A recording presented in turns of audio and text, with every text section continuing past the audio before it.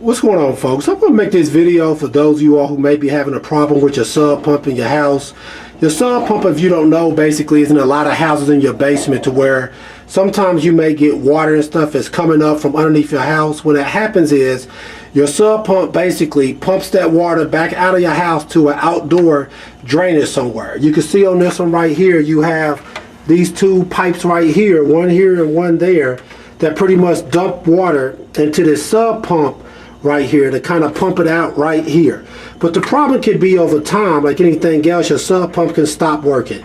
And if that was to happen and you got enough water that's coming up inside of here, it can flood your basement.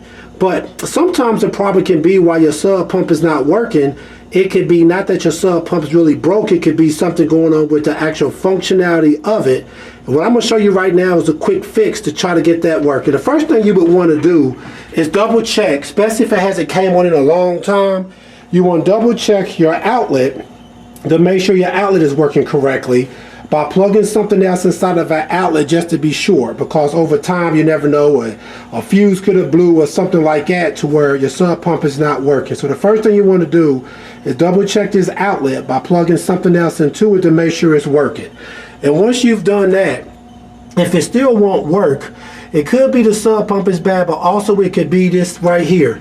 On this sub pump right here, that was the issue, was it wasn't coming on. The water was way up, but it would not come on. So I came to check it out and realized that the actual problem with it is that this float right here, which is supposed to lift up when the water gets so high to kick your sub pump on, was stuck.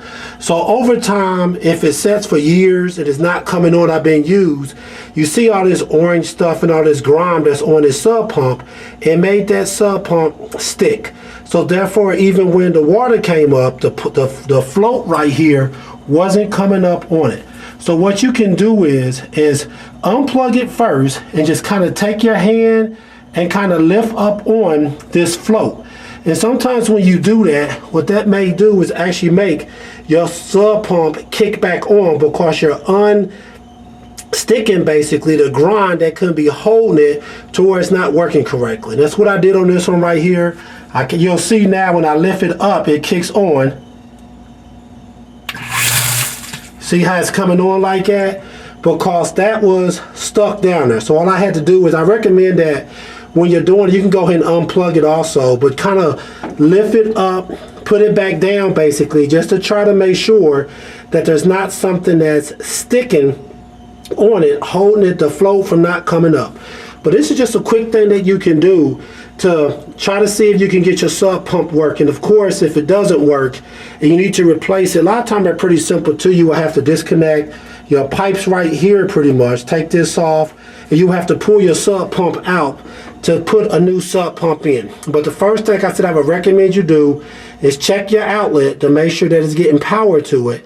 And next, unplug it, like I said, and come in and just lift up this pump, kind of move that around, because like I said, over time, it can definitely become stuck to where it's not working correctly. And if you were to do that to it, it may unstick it, it may work fine after that. All right, folks, once again, this what could be your problem with your sub pump. For whatever reason, it's not coming on when the water gets to the level that it should. It should come on. Once that float lifts up, it's supposed to kick on and allow for that water to come back out. Also, once you figure out that's your problem, another thing that you want to do also is go ahead and clean it, because over time the stuff is going to get worse and worse on. It's going to make it stick again. So I would say go ahead and unplug it, take like some water, some brushes and stuff like that, and try to get off a lot of this stuff like that that's over years that's stuck on it like that. You want to go ahead and try to clean off as much as grime as you can that's on your sub pump. All right, please check out our other helpful videos. Please like, subscribe, and share. Thanks.